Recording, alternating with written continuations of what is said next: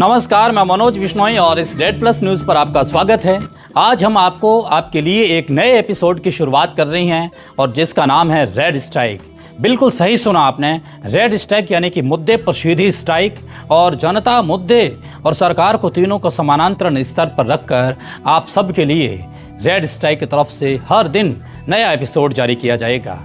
आज हम आपको इसी के तहत राजस्थान के बालोतरा जिले के गुड़ामालानी क्षेत्र के भटाला गांव से एक ऐसी खौफनाक ग्राउंड रिपोर्ट दिखाने जा रही हैं जो राजस्थान के प्रशासनिक तंत्र, पुलिस व्यवस्था और पर्यावरण संरक्षण के दावों पर एक बहुत बड़ा ब्लैकआउट है। और ये कहानी है उस सफ़ेद सोने की यानी कि बजरी के काले कारोबार की जिसने थार मरुस्थल की जीवनदायिनी कही जाने वाली पवित्र लूनी नदी का सीना इस कदर एक छलनी कर दिया है कि उसकी चीख शायद सत्ता के गलियारों तक पहुंच ही नहीं रही है। और जरा अपनी कल्पना में सोच करके देखिए कि जब आधी रात के ठीक 12 बजती हैं तब पूरा मुल्क चैन की नींद में सो रहा होता है। जब बाड़मेर और बालोतरा के मासूम ग्रामीण अपने घरों में गहरी नींद में होती हैं तो ठीक उसी वक्त लूनी नदी के शांत और वीरान अंचल में एक अचानक भारी भरकम सन्नाटा टूटता है और गर्जना शुरू होती हैं उन दैत्यनुमा पॉकलैंड मशीनों, जेसीबी और बिना नंबरी ट्रक डंपरों की जो किसी खौफनाक साई की तरह नदी की छाती पर उतरते हैं और लूनी नदी की छाती पर जम करके पूरी रात तांडव करती हैं। ये महज खनन नहीं है, ये लूनी नदी के प्राकृतिक अस्तित्व की एक सुनियोजित हत्या है जो हर रात बिना किसी डर, बिना किसी झिझक और बिना किसी कानूनी रोक टोक के अंजाम दे दी जाती हैं। कथित तौर पर यह कहा जा रहा है कि लीज के नाम पर कागज का टुकड़ा हासिल करके दो फर्म होल्डर मूंढन एंटरप्राइजेस और विराथरा इंफ्रास्ट्रक्चर जैसी रसूखदार फर्मों ने गुड़ामालानी के भटाला गांव में गुंडागर्दी, दबंगई और लूट का एक ऐसा खुला और नंगा और अनियंत्रित साम्राज्य स्थापित कर लिया है जिसके आगे देश की, राज्य की कानून व्यवस्था लाचार और पंगु और पूरी तरीके से बेबस नजर आती है। वर्ष 2021 में गुड़ामालानी के विधायक हेमाराम चौधरी ने इस अवैध बजरी खनन को गंभीरता से लिया था और मीडिया में और विधानसभा में इस मुद्दे को प्रमुखता से अपने ही सरकार के खिलाफ उठाया था। लेकिन सरकार बदलते ही माफियाओं ने अपने पैर पसारने शुरू कर दिए। इस पूरी रिपोर्ट के मार्फत हम आपको ज़रूर बतलाते हैं कि किस तरीके से ये माफिया आज इस लूनी नदी के अस्तित्व को नष्ट कर रही हैं, लूनी नदी को खत्म करने पर उतारू है। देखिए हमारी रिपोर्ट।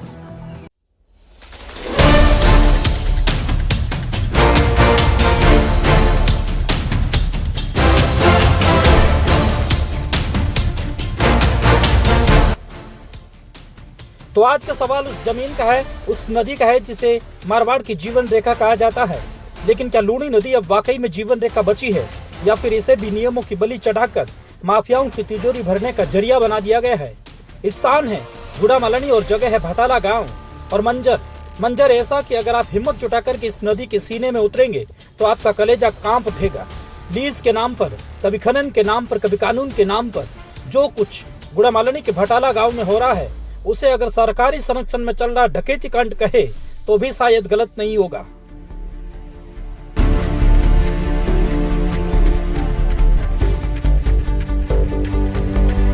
गौर से देखिए इन तस्वीरों को। यह वही जगह है जहां पर कथित तौर पर कहा जा रहा है कि मूंढसर कंस्ट्रक्शन कंपनी और विराथरा इंफ्रास्ट्रक्चर नामक दो फर्म लीज को आधार मानकर के इसी लूनी नदी की अस्मिता पर वार पर वार किए जा रही हैं। और समझने की कोशिश कीजिए कि जब आधी रात को पूरी दुनिया सो रही होती है तब भारत के कानून और नियमों की धज्जियां मिली भगत द्वारा किस तरीके से उड़ाई जाती है, जरा इसे भी परख लीजिए। यानी घड़ी की सुइयां जैसे ही मध्यरात्रि के 12 बजाती है, सन्नाटे को चीरती हुई दर्जनों भारी भरकम गाड़ियां लूनी नदी के पेट पर उतरती जाती हैं और उनके सीने को छलनी करती जाती हैं। बिना नंबर की गाड़ियां, बिना पहचान के डंपर और उनके साथ जेसीबी और पॉकलैंड मशीनों का वो खूनी पंजा जो रात भर, जी हाँ रात भर, पूरी रात लूनी नदी की छाती को छलनी करता है। लेकिन सवाल सीधा है कि बिना नंबर की गाड़ियां रात के अंधेरे में नदी में कैसे दाखिल हो जाती है? क्या सड़क पर गश्त करती पुलिस की ये गाड़ियां दिखाई नहीं देती? या फिर खाकी वर्दी ने अपनी ही आंखों पर लालच की ऐसी पट्टी बांध ली जिसके पार सिर्फ और सिर्फ माफियाओं का नफा दिखाई देता है? अब जरा इन गड्ढों को भी देखिए। ये सिर्फ मिट्टी या बजरी के हटने से बने गड्ढे नहीं है, ये गड्ढे गवाही दे रहे हैं उस तंत्र के सड़ चुके होने की जो नियमों की दुआई देकर आम आदमी की जेब काटता है लेकिन इन माफियाओं के सामने दुम दबाकर बैठ जाता है। नियम कहता है डेड मीटर, बिल्कुल सही सुना, डेड मीटर। सिर्फ डेड मीटर से ज्यादा गहराई तक खनन नहीं किया जा सकता। लेकिन भटाला में नियम क्या है और कानून क्या है, ये भला ईश्वर के सिवाय कौन ही जान सकता है। भटाला में नियम माफिया का है, जहाँ मशीन का पंजा पहुंच जाए, चाहे वो 50 फीट हो, 100 फीट हो या फिर 1000 फीट की गहराई, जमीन का पाताल नाप देने तक ये पंजे रुकते तक नहीं।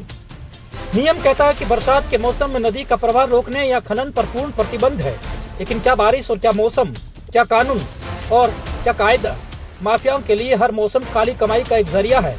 और मानसून चल रहा है, लेकिन बेरोक टोक बिना किसी डर के नदियां खोदी जा रही है। लूणी नदी की अस्मिता पर वार किया जा रहा है। नियम कहता है कि वनस्पतियां को नुकसान नहीं पहुंचाया जाए, लेकिन पर्यावरण का संतुलन किस तरीके से हो रहा है ये भी जरा देखिए। यहाँ पेड़ों को उखाड़ करके फेंका जा रहा है, हरी भरी वनस्पतियां रोंदी जा रही है।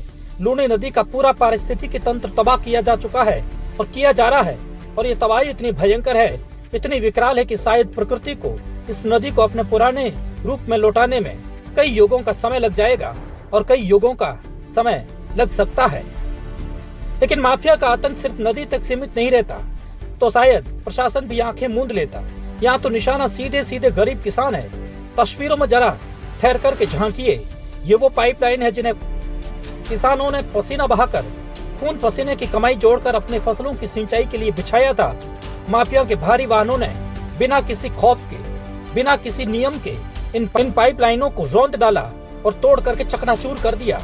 किसान रो रहा है, किसान गिड़गिड़ा रहा है, किसान रो रहा है और किसान गिड़गिड़ा रहा है। सरकार से मन्नतें कर रहा है कि जिस पानी से उसकी फसलें लहलाने वाली थी, वो पानी अब रेत में बह रहा है या फिर पाइप का नामो निशान तक नहीं है। किसान जब इन माफियाओं के सामने खड़ा होता है, तो यही माफिया उसे बंदूकों की नोक पर धमकाते हैं। उन्हें न जाने किस तरीके से भद्दी गालियां देकर के उन्हें संबोधित किया जाता है। और जब यही किसान थक हार करके न्याय की उम्मीदों के साथ थाने में जाता है, तो उसे मिलता कुछ नहीं सिवाय आश्वासन की। भटाला गांव में जहां ये अवैध खनन का नंगा नाच हो रहा है, ठीक उसके इर्द गिर्द चंद कदमों की दूरी पर पुलिस चौकी और पुलिस थाना भी है। क्या दूरी इतनी ज्यादा है कि रात भर गरजती जेसीबी की मशीनों की आवाज साहिब के कानों तक सुनाई नहीं देती? क्या बिना नंबर की गाड़ियों का काफिला पुलिस चौकी के सामने गुजरता ही नहीं?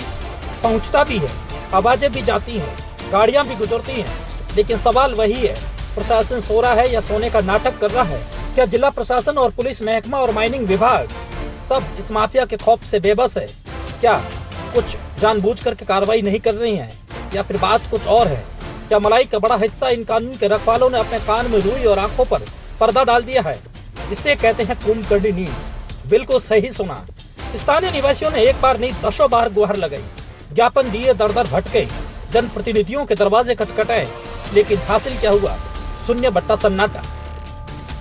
ये सिर्फ बजरी की चोरी नहीं है, ये आने वाली पीढ़ियों के भविष्य की चोरी है।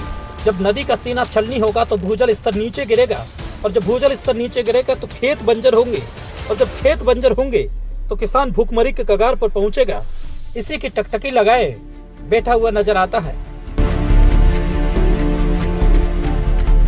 तो आपने हमारी ये रिपोर्ट देखी। इस रिपोर्ट के मार्फत ये देखा कि माइनिंग विभाग के आला अफसरों से लेकर स्थानीय पुलिस महकमे के जिम्मेदार अफसरों तक ऐसा लगता है कि सबने इस संगठित अपराध के आगे समर्पण कर दिया है, या फिर भ्रष्टाचार की उस गहरी कुंभकर्णी नींद की चादर ओढ़ ली है जिसकी ताबीर सिर्फ और सिर्फ करोड़ों रुपए की अवैध कमाई से शुरू होती हैं। और कानून की किताबों में, पर्यावरण मंत्रालय के दिशा निर्देशों और नेशनल ग्रीन ट्रिब्यूनल के सख्त आदेशों में साफ साफ लिखा है कि नदी के तल से 1.5 मीटर से ज़्यादा गहराई तक बजरी का खनन किसी भी हालत में नहीं किया जा सकता, ताकि नदी के प्राकृतिक संतुलन को नुकसान न पहुंचे। लेकिन भटाला गांव में इन रसूखदार और बेखौफ बजरी माफियाओं की विशालकाय जेसीबी और पॉकलैंड मशीनों के फौलादी पंजे ने ज़मीन के सीने को चीरते हुए सैकड़ों और हज़ारों फीट नीचे तक इस लूणी नदी को तहस नहस कर दिया है, जिन्होंने लूणी नदी के प्राकृतिक भूगोल को पूरी तरीके से तबाह करके जगह जगह खौफनाक मौत के गड्ढे बना दिए हैं। हमने सिवाना डिप्टी से बात की, लेकिन उन्होंने माइनिंग विभागों पर सब कुछ छोड़ दिया है। नियम तो ये भी कहता है कि मानसून के दौरान यानी बारिश के मौसम में नदी के पुनर्भरण यानी कि रेप्लेनिशमेंट के लिए या उनकी प्रक्रिया को बनाने के लिए पूरी तरीके से खनन पर प्रतिबंध रहेगा। ताकि नदी अपने प्राकृतिक क्षमता से दोबारा बजरी का संचय कर सके।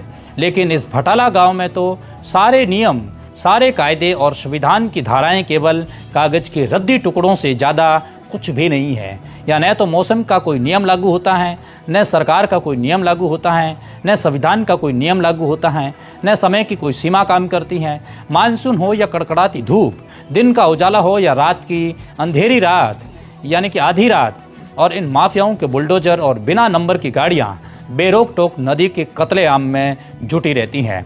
जरा उस प्रशासनिक विफलता का इंतहा देखिए कि वर्ष 2021 में राज्य सरकार ने इसी अवैध बजरी खनन के खौफनाक दंश को रोकने के लिए लूणी नदी के इर्द गिर्द और आसपास के रणनीतिक इलाकों में 4 से 5 विशेष पुलिस चौकियां स्थापित करने का निर्णय लिया था। कुछ चौकियां स्थापित भी हो चुकी है ताकि परिंदा भी पार न मार सके, पर न मार सके। लेकिन आज सच्चाई यह है कि वही पुलिस चौकियां और स्थानीय पुलिस थाने इन माफियाओं के महज एक दिखावटी ढांचा बनकर रह गई हैं। इन माफियाओं के आगे रेंगते नजर आती हैं। जहाँ तैनात अफसर या तो मूक दर्शक बने तमाशा देख रहे हैं या फिर इस काले कारोबार का हिस्सा बनकर के अपनी जेबें गर्म कर रही हैं। और जिस पुलिस के कंधों पर आम जनता की सुरक्षा और कानून के राज को कायम करने की जिम्मेदारी थी, वही पुलिस आज इन माफियाओं के गाड़ियों के काफिले को हरी झंडी दिखा करके गुजरने जैसी हरकत कर रही है। यानी शायद ये सोचिए कि यही पुलिस माफियाओं को ये खुली छूट देती है कि आप जो चाहे वो कर लीजिएगा, ये देश ऐसे ही चलेगा। हालात इतने दयनीय और दहलाने वाले हैं कि इन बजरी माफियाओं ने अपने हवस और लालच की राह में आने वाले गरीब किसानों तक को नहीं बख्शा। जिन स्थानीय किसानों ने अपने खून पसीने की कमाई से अपने खेतों तक पानी पहुंचाने के लिए सिंचाई की पाइपलाइनें बिछाई थी, उन पाइपलाइनों को इन माफियाओं की हैवी ट्रक और पॉकलैंड मशीनों ने बड़ी बेदर्दी से रौंद रौंद करके चकनाचूर कर दिया है। आप जब इन ग्राउंड रिपोर्ट की वीडियो देखते हैं तो ये दिल दहल जाता है कि कैसे सालों के मेहनत से उगाई गई हरियाली और प्राकृतिक वनस्पतियों को इन मशीनों के पंजे रातों रात उखाड़ करके फेंक देती हैं। और गुड़ामालानी के यहाँ कुछ लोग अगर अनशन करना चाहते हैं, धरना प्रदर्शन करना चाहते हैं, सच में सरकार की आंखें खोलना चाहते हैं, तो फिर ये वनस्पति जो नष्ट हो रही है, जो माफिया जो एक अवैध खनन करके इस पर्यावरण में असंतुलनता पैदा कर रही हैं, उनके खिलाफ उनको इस तरीके का आंदोलन करना चाहिए। पर्यावरणीय शर्तों यानी कि एनवायरमेंटल क्लियरेंस के अनुसार लीज धारक फर्मों की अनिवार्य संवैधानिक और नैतिक जिम्मेदारी होती है कि वे प्रभावित क्षेत्र के आसपास व्यापक स्तर पर पौधारोपण करें। लेकिन आप देखिएगा कि किसी भी फर्म ने कोई पौधा कभी लगाया है? कभी भी नहीं लगाया है। प्रति हेक्टर कम से कम 5 से 10 पेड़ लगाएं, इन्होंने तो एक भी नहीं लगाए। और उनकी नियमित देखभाल करें ताकि स्थानीय पारिस्थितिकी तंत्र बचा रहे। लेकिन भटाला गांव में तो सच्चाई इसके ठीक उलट है।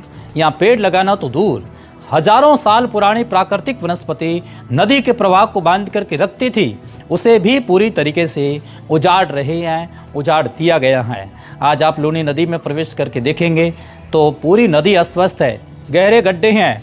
और इसके साथ ही सरकारी खजाने को लगने वाले चूने का हिसाब लगाएंगे तो आपके होश उड़ जाएंगे। ग्रामीणों का आरोप है कि मुंडन एंटरप्राइजेज और विरात्रा इंफ्रास्ट्रक्चर जैसी दोनों फर्में रोजाना बिना कोई सरकारी रॉयल्टी चुकाएं, बिना किसी वैध ई रवाना चालान के सैकड़ों ओवरलोडेड ट्रकों में बिना नंबर के ट्रक, बिना नंबर की कैंपर गाड़ियों से धमक चौकड़ी मचाते हुए अवैध बजरी भरकर के खुलेआम बाजार में बेच रही हैं, जिससे सरकार को हर महीने करोड़ों रुपए के राजस्व का सीधा नुकसान हो रहा है। यही नहीं, जब ये ओवरलोडेड ट्रक बिना किसी त्रिपाल या कवर के बजरी को खुला छोड़कर सड़कों पर तेज रफ्तार से दौड़ती हैं तो हवा में उड़ती हुई रेत और बजरी के कंकड़ पीछे चल रहे दोपहिया वाहन चालकों की आंखों में गिरते हैं, जिससे रोजाना भीषण जो दुर्घटनाएं होती हैं। कई ऐसे दोपहिया वाहन चालक हमें अवगत कराते हैं कि पत्रकार होने के नाते आप सरकार तक ये बात पहुंचाइएगा, लेकिन सरकार की नज़रों में ये सब कुछ क्यों नहीं है, ये समझ में नहीं आ रहा है। जब स्थानीय ग्रामीण परेशान और किसान और राहगीर इस खौफनाक स्थिति की शिकायत लेकर स्थानीय प्रशासन और पुलिस अधिकारी और माइनिंग विभाग के दफ्तरों में जाते हैं तो उन्हें हर बार ढाक के 3 पात वाली कहानी चरितार्थ होती दिखाई दे रही है, यानी कोरे आश्वासन, खोखली जांच और शून्य कार्रवाई। ग्रामीणों ने गुहार लगाते लगाते अपनी आवाज़ गंवा दी, लेकिन शासन प्रशासन कुंभकर्णी नींद में है और वे खुलने का नाम ही नहीं ले रही है। ऐसा लगता है मानो पूरा का पूरा सरकारी ढांचा इन बजरी माफियाओं की वित्तीय ताकत के आगे घुटने टेक चुका है या फिर पूरी तरीके से बिक चुका है। लेकिन आज हमें इस पूरे मामले में बहुत बड़ा विश्लेषणात्मक और दूरगामी पहलू भी समझना होगा। ये सिर्फ बालोतरा के एक गांव से, छोटे से गांव भाटाला का मामला नहीं है। ये भारत की नदियों के विनाश की वो मौन पटकथा है जो अगर आज नहीं रोकी गई तो आने वाले कुछ ही वर्षों के आसपास की तमाम मानव बस्तियों के लिए विनाशकारी साबित होगी। और जब किसी नदी की तल इस तरीके से खुदाई की जा रही है, गहराई के साथ में उन्हें खोदा जा रहा है, तो इस इलाके का भूजल स्तर यानी कि वाटर टेबल अचानक हज़ारों फीट नीचे गिर जाता है और जिससे पीने के पानी का संकट खड़ा हो जाता है। कुएं सूख जाएंगे, उपजाऊ ज़मीन बंजर रेगिस्तान में तब्दील हो जाएगी। इतना ही नहीं, मानसून के दौरान जब नदी में प्राकृतिक बाढ़ आती हैं तो ये अनियंत्रित और गहरे खड्डे नदी के स्वाभाविक प्रवाह की दिशाओं को मोड़ देते हैं और जिससे बाढ़ का पानी आसपास की मानव बस्तियों और गांवों में घुस करके जन धन की अपार तबाही मचा सकता है। और जो लूणी नदी कभी पश्चिमी राजस्थान के मरुस्थल के लिए एक जीवनदायिनी संजीवनी मानी जाती थी, आज उसे रसूखदार माफियाओं ने अपनी हवस की बलि चढ़ाकर एक खौफनाक रेगिस्तानी खाई में बदल दिया है। तो आज का सबसे बड़ा सवाल यही है कि आखिर इस देश में कानून का राज किसके लिए है? क्या कानून केवल आम और कमज़ोर नागरिकों को डराने के लिए है, जबकि मुंडन एंटरप्राइजेस और विराटरा इंफ्रास्ट्रक्चर जैसी माफिया फर्मों के लिए संविधान और नियम कोई मायने आखिरकार क्यों नहीं रखती हैं? कब जागेगा ये माइनिंग विभाग और कब टूटेगी बालोतरा पुलिस प्रशासन की संदिग्ध चुप्पी? और कब तक देश की प्राकृतिक धरोहरों को इस तरीके से चंद लालच में नीलाम किया जाता रहेगा? और आज हम सबको लूणी बचाने के लिए एक आंदोलन करना चाहिए, एक बड़ा जन अभियान चलाना चाहिए। अब आपको आज की दूसरी खबर बतलाती हैं। खबर बालोतरा जिले से है, जहां एक सरकारी अधिकारी की रहस्यमयी मौत ने कई ऐसे सवाल खड़े कर दिए हैं जिनका जवाब सिर्फ एक पोस्टमार्टम रिपोर्ट नहीं बल्कि निष्पक्ष और गहन जांच ही दे सकती है। मामला दूधवा उप तहसील के नायब तहसीलदार मंगलाराम मेघवाल का है, जिनका शव सरकारी क्वार्टर में बने पानी के टैंक से बरामद हुआ। पहली नज़र में पुलिस को एक सुसाइड नोट मिला, लेकिन जैसे जैसे परतें खुल रही है कहानी उतनी ही उलझती जा रही है, क्योंकि जहां सुसाइड नोट में आर्थिक तंगी और कर्ज का जिक्र है, वहीं परिवार इस पूरे घटनाक्रम को आत्महत्या मानने को तैयार नहीं है और सीधे सीधे हत्या की आशंका जता रहा है। आखिर सच क्या है, यही सबसे बड़ा सवाल है। बताया जा रहा है कि मंगलवार को सुबह सरकारी क्वार्टर में पानी भरने पहुंची एक महिला कर्मचारी ने टैंक में शव तैरता देखा। सूचना मिलते ही पुलिस और प्रशासन मौके पर पहुंचा और टैंक के बाहर मृतक की चप्पल, कपड़े और मोबाइल फ़ोन मिले। इसके बाद घटनास्थल की जांच शुरू हुई और एक कथित सुसाइड नोट भी बरामद हुआ। नोट में लिखा गया कि वे कर्ज के बोझ से परेशान थे और परिवार का खर्च समय पर नहीं उठा पा रहे थे। लेकिन हैरानी की बात यह है कि इस नोट में किसी भी व्यक्ति का नाम नहीं लिखा था, किसी व्यक्ति विशेष का नाम नहीं लिखा था और न ही किसी पर प्रत्यक्ष आरोप लगाया गया। अब कहानी का दूसरा पक्ष सुनिए। मृतक के बेटे का कहना है कि उनके पिता 30 जून को घर आए थे और उन्होंने कभी भी किसी भी आर्थिक परेशानी या कोई कर्ज का या पारिवारिक विवाद या मानसिक तनाव का जिक्र किया ही नहीं। परिवार का दावा है कि कमरे की स्थिति और घटनास्थल के हालात आत्महत्या की सामान्य परिस्थितियों से मेल नहीं खाते हैं। इतना ही नहीं, परिजनों ने मेडिकल बोर्ड से पोस्टमार्टम कराने और पूरे मामले की निष्पक्ष जांच की मांग की है। उनका कहना है कि जब तक हर पहलू की वैज्ञानिक जांच नहीं होगी तब तक इस मौत को आत्महत्या मान लेना जल्दबाजी होगी।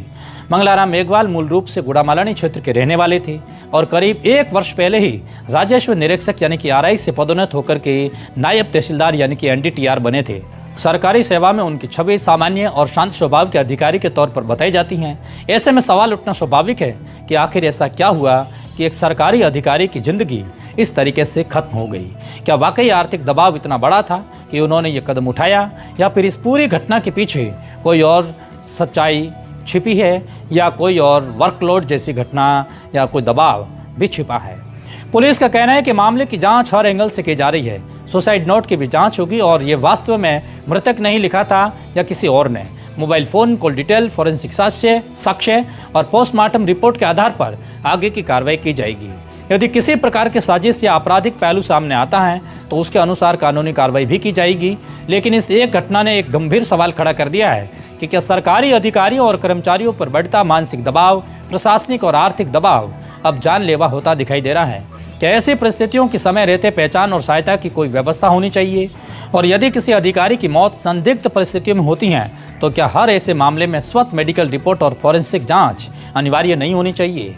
और इस समय सबसे ज़रूरी बात यह है कि किसी भी निष्कर्ष पर पहुंचने से पहले जांच पूरी होने दी जाए। एक तरफ सुसाइड नोट है, दूसरी तरफ परिवार की हत्या की आशंका, यानी कि परिवार द्वारा हत्या की आशंका। दोनों दावों के बीच सच वही होगा जो वैज्ञानिक साक्ष्य, फॉरेंसिक रिपोर्ट और निष्पक्ष जांच में सामने आएगा। रेड स्ट्राइक में इतना ही। रेड प्लस न्यूज से जुड़ने के लिए बहुत शुक्रिया।